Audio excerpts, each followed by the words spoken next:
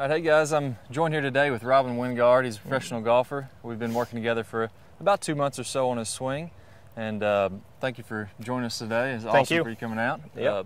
In this couple videos, we're going to go over some things that Robin's done with his swing, show you how he's helped to improve those, and then maybe you can put those into your own game. Then we're going to go out on the course, hit a few shots, and he's going to show you how he does those too. So Robin is a, as I mentioned, professional golfer playing on the Challenge Tour now, and he played at Tennessee here in the United States. He's from Sweden originally and was an All-American at Tennessee. And what was you told me your average carry distance in college was? 297.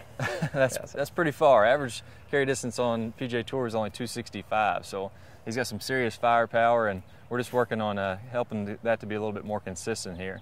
So if you're interested in following Robin, you can log on to Wingardh.com. You can follow him. He's going to post updates on his tournaments all year and show you what he's been doing and what he's been practicing, those kind of things. So be sure to log on to there, and let's go ahead and get started, and we'll hit some shots. All righty, sounds good.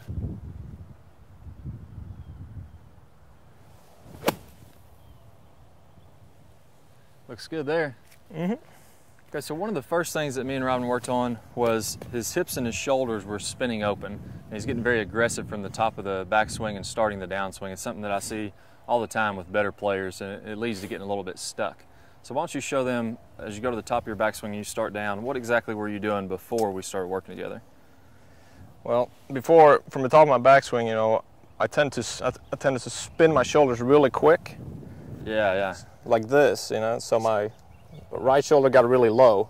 I got way stuck behind me. Is that correct? Yeah, so see how his right shoulder's getting really far down, his left shoulder's hiking up, and then his club's almost getting stuck behind his body. So the faster he spins with his shoulders and the faster he spins with his body, the tendency is going to be to flatten out this club and get from the inside to try to save that so he doesn't come way over the top.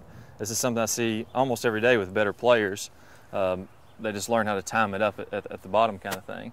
So most of this is caused from right-hand dominance. Being right-handed, everybody wants to hit the ball with their right hand, swing the club with the right hand, and the harder you go with the right hand, the more the tendency you're going to have to spin open with the body. That way you can get some power into it. So go ahead and show them one more time at the top as you're starting down. All right.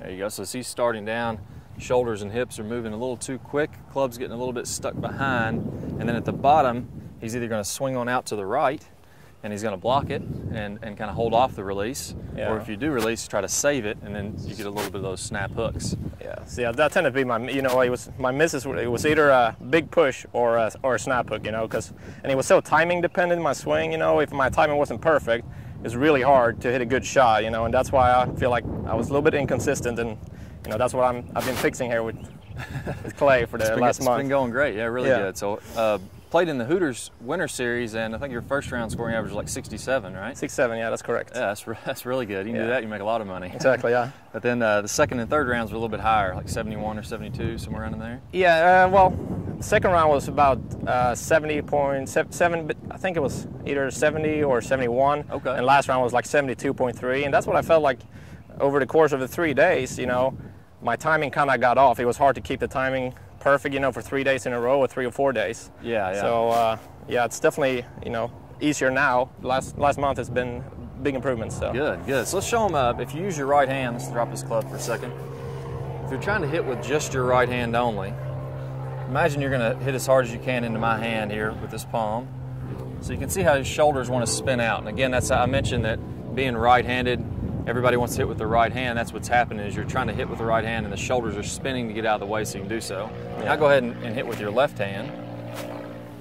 Now you can see how his shoulders stay nice and square as he's coming down and through. So one of the first drills we worked with is the 5 minutes to the perfect release and just some left arm only drills. Yeah. So why don't you show them a couple shots here.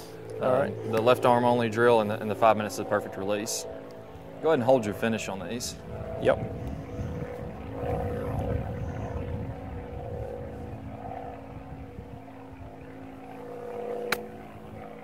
Nice, so you can see how his chest stayed square here, and he went ahead and let the left arm release independent of his body. So now he's using the arms to release the club instead of the shoulders. Let's go ahead and hit one more. Yeah.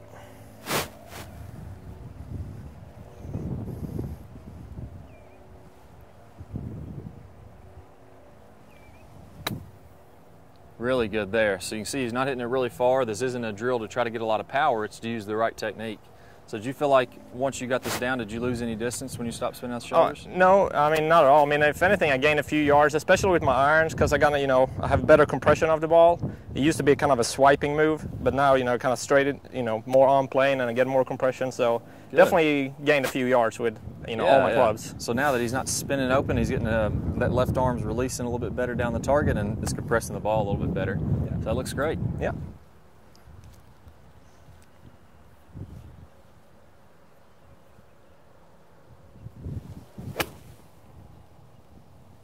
Really good there. That was pure. Yeah, that's a good one.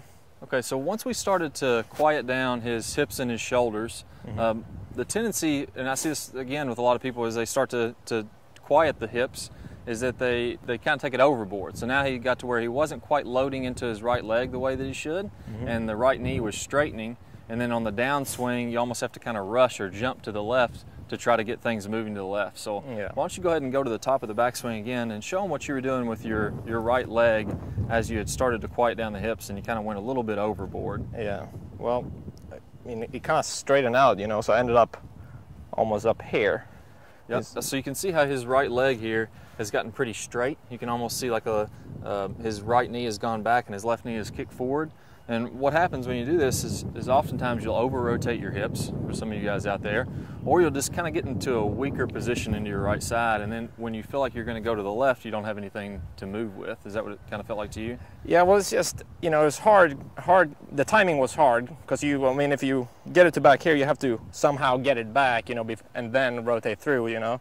Yeah. So, I mean, I ended up in this position, and then I started kind of even more back like this. Yeah, so as he started to transfer his weight to his left and try to get to his left side, the right knee still stayed really, really straight. So then it was really hard to get it back. I really had to throw my right hip, you know, to kind of get it back, and it was, you know, I had to throw it real quick. It's not a smooth move.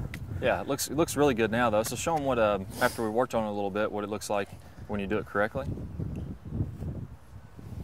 There you go. So you can see that he's kept some flex in his right knee. It's limited his hip rotation, so you only want about 30 to 45 degrees of hip rotation in the backswing. And then as you start down, he's going to go ahead and let that knee start to come forward and rotate a little bit. And as he's now loaded up on his right leg really well in the backswing, it's going to be easy to go back to the left. Whereas if he's not really loaded in this right leg, it's really loose, and he's almost got to throw it, like he said. It wasn't as smooth. Yeah, and that kind of, you know, caused me to kind of stand up through impact, you know, and and then I got even more stuck, you know. I couldn't really keep my angles, and I was just kind of got out of it a lot like this. Yeah, absolutely. So let's go ahead and hit one, and let's see it in full speed here.